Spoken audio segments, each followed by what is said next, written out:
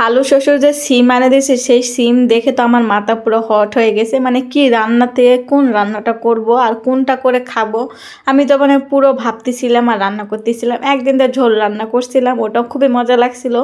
তো চিন্তা করতেছিলাম 3-4টা রেখে দিব, ওটাতে ভর্তা বানাবো। তো যেই বলা সেই কাজ, আমি রেখে দিয়েছিলাম 5-6 পিস, আর তার মধ্যে একটা টমেটো ছিল অর্ধেক, তো ওটাই নিলাম। নিয়ে ধুয়ে পাকলে সুন্দর করে এখন রসুন পেঁয়াজ দিয়ে হলুদ মরিচ দিচ্ছিলাম, দিয়ে ভর্তা বানাবো আর কি। ভর্তা যে আমার কাছে কি মজা লাগে এটা তো সবাই জানেন, সবার কাছে ভর্তা মজা লাগবে। তো যাই হোক, এখন হলুদ মরিচ সব দিয়ে মাখায় দিয়ে একটু হালকা করে পানি দিয়ে ঢাকনাতে ঢেকে রেখে দিছিলাম প্রায় অনেকক্ষণ ধরে। আবার কাঁচামরিচ দিতে ভুলে গেছিলাম, সেই জন্য কাঁচামরিচ দিয়ে দিলাম। দিয়ে দিয়ে ঢাকনাটা উঠায় দেখতেছি কত সুন্দর হয়েছে। এখনও মনটা সে ভর্তা হাতেই সানি। তো যাই হোক, হাতে সানবো না, আমার আবার ইচ্ছা সব ভর্তায় করলেই একমাত্র আলুর ভর্তা ছাড়া আমি সবসময় পাটার মধ্যে করার চেষ্টা করি। তো টমেটোটা আমি ছিলে দিচ্ছিলাম। টমেটোটা ছিলে দেওয়ার কারণ হলো যে যদি আদা সিদ্ধ হয় সেই জন্য আর কি। যে দেওয়ার পরে সুন্দর করে তেল দিয়ে দিচ্ছিলাম, তেল দিয়ে একটু ভাজবো। তেল দিয়ে ভাজলে খুবই মজা লাগে ভর্তা, তো তেল দিয়ে ভাজে নিচ্ছিলাম। আর এত সুন্দর একটা স্মেল আসতেছিল তো বলার বাইরে। আর সিমগুলি আসলে ভালো, মানে গোস্তওয়ালা সিম বলে কথা। তো আমার সব কিছু হয়ে গেছিলো, এখন আমি পাটা নিয়ে চলে আসছি, মানে বাটাবাটি করার জন্য। আমার পাটা ছাড়া ভালো লাগে না ভর্তা বানাতে, সেই জন্য আমি পাটার মধ্যে বাটি।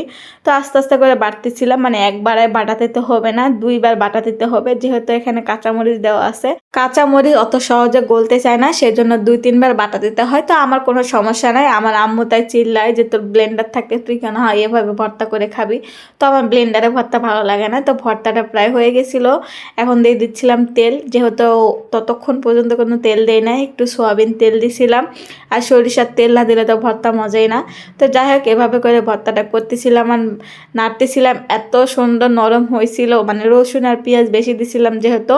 তা এখন ভাবতেছিলাম যে এটা উঠাই রাখি, উঠাই রেখে পাটার মধ্যে আজকে ভাত খাবো না, মানে ভাত নেই বলতে গেলেই চলে। তো আর কি করব, ভাত যেহেতু নেই এভাবে রেখে দিব, ভাত নিয়ে পরে খাবো। মানে ভাতটা হলে আর কি, ভাত যতক্ষণ হয় নাই ততক্ষণ তো আমাকে অপেক্ষা করতেই হবে। তার মধ্যে একটু কিন্তু ভর্তা চেখে নিছিলাম। তো আলহামদুলিল্লাহ আমার ভর্তা টর্তা সব শেষ। আবার ভাতও রান্না শেষ হয়ে গেছিলো, এখন আমি ভাত মাখাচ্ছিলাম, মানে অল্পতে আমার পোষাবে না, সেই জন্য পুরো ভাতটা মেখে নিলাম। মেখে নিয়ে বিসমিল্লা বলে কিন্তু মুখে দিচ্ছি।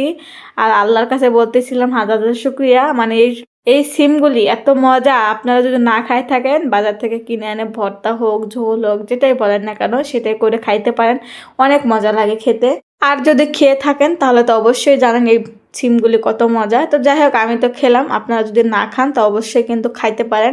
আমি তো প্লেট পুরো চেটে পুটে খাচ্ছিলাম, এত মজা হয়েছিল ভর্তাটা। আমি সবসময় রসুন পেঁয়াজ বেশি দেয়, সেজন্য ভর্তা নরম হয় আর দেখতেও ভালো লাগে, আমার খেতেও ভালো লাগে। কেমন হলে অবশ্যই জানাতে পারেন।